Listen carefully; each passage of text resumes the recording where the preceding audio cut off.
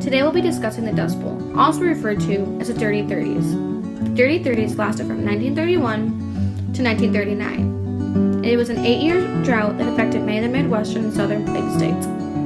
During this lesson, we'll be talking about the causes, the effects, the before life, the middle, and the afterlife of the Dust Bowl. To begin with, the Great Plains were a promised land, a land of hope and many opportunities. Many pioneers, later referred to as the homesteaders, flocked to the grasslands, certain that they found the richest soil in the world and the ideal place to settle down. Many men and women began to clear the endless prairie to grow wheat and trees to build houses and barns to begin their new life in the Great Plains. The 1930s in the Southern Plains states were a time of many prosperous opportunities. Many men and women turned the untamed prairie into one of the most prosperous regions in the country. The rest of the nation was struggling with the initial effects of the Great Depression, but the Southern Plains were bringing in record reapings of crops. They were doing what they came to settle in the Great Plains for: hope and opportunities for a new life.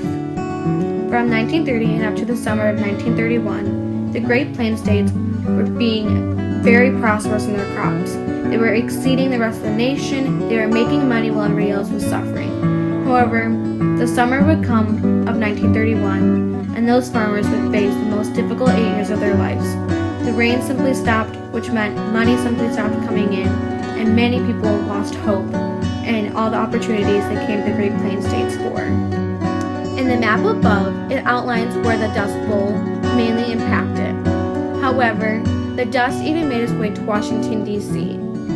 The brown area is where the Dust Bowl mainly impacted. Many people died or got pneumonia during the Dust Bowl in these areas. The image above is the drought index. Even though that's the year before the Dust Bowl really occurred, it still gives some indicators and percents on where severe drought took place. As you see in the image above, most of it occurred in the Great Plains states, especially in the Southern Plains states. Many scientists believe this was the worst drought in 300 years. Some people believe that the weather patterns over the Atlantic and the Pacific Ocean shifted, which caused the Dust Bowl because the Pacific grew cooler than normal and the Atlantic became warmer.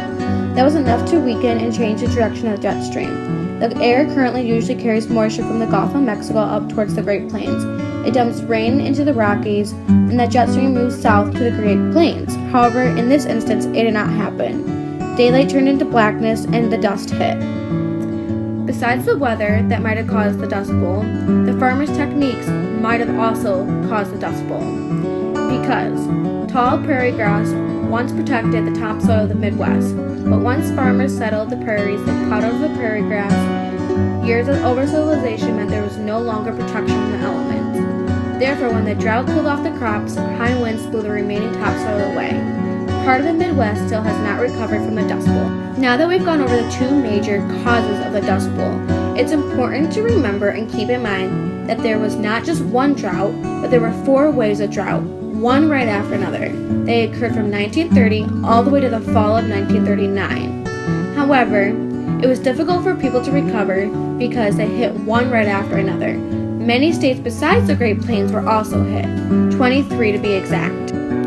The 4 different droughts that occurred during the Dust Bowl blackened the sky for days, even covering well-sealed homes. They would have layers of thick dust on their furnitures in some places. The dust drifted like snow, covering farm buildings and houses.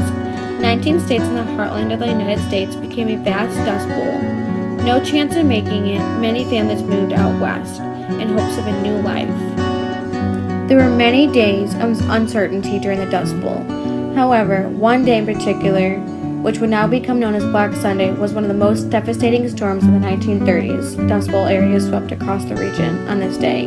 High winds kicked up clouds of millions of tons of dirt and dust, so dense and dark that some eyewitnesses believed the world was coming to an end. The Dust Bowl didn't just affect humans, it affected many living things.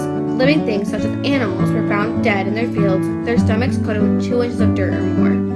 The animals were also just skin and bones. They were either killed by the dust or killed by their owners for survival. Franklin Roosevelt, who was the president during the Great Dust Bowl and the Great Depression, believed in the 3 R's: relief, reform, and recovery.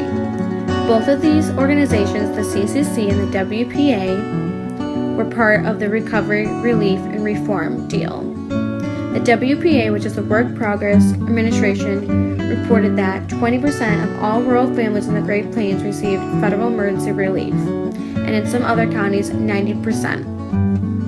By the help of FDR's New Deal, America was able to become rehabilitated. The region was able to overcome the obstacles of the Great Depression and the Dust Bowl. However, in 1941, America made another great mistake that would affect them in 1950, prompting the Congress to resubsidize farming and restoring millions of acres of wheat back into grassland. To conclude, the Dust Bowl, also referred to as the Dirty 30s, which lasted from 1931 to 1939, impacted America in many different ways.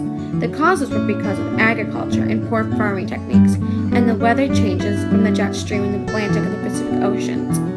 With that being said, because of FDR's New Deals, we were able to overcome the Dust Bowl, and the Great Plains still stand today and are still just as prosperous as before.